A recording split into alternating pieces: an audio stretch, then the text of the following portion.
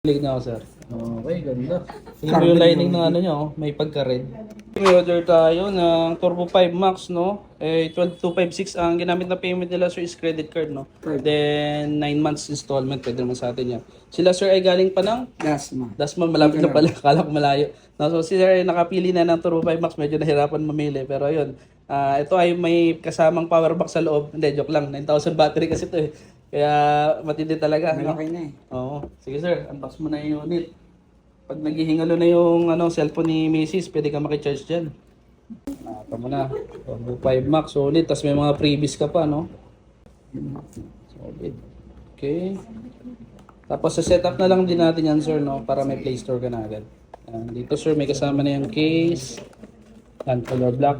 And yun, yung charger niya, 100 watts, no? So parang umihi ka lang, full charge ka na dyan. Yun, solid. Patalig na ako, sir. Okay, ganda. Tingnan mo yung lining ng ano nyo, may pagka-red. No? Ano? Hindi mo. Yan. Ang ganda yung team. Oh, maganda talaga. Tapos ito yung charger niya. Pati yung case niya, black din naman. No? Yan. Okay. Tapos, sige sir, open mo sir. Baka lumabas Apple eh. Patay tayo dyan. Nag-China muna talaga yung China commission. Ayun, Redmi. Okay. Ayos. Thank you sir, no? Isi-set up na natin ba?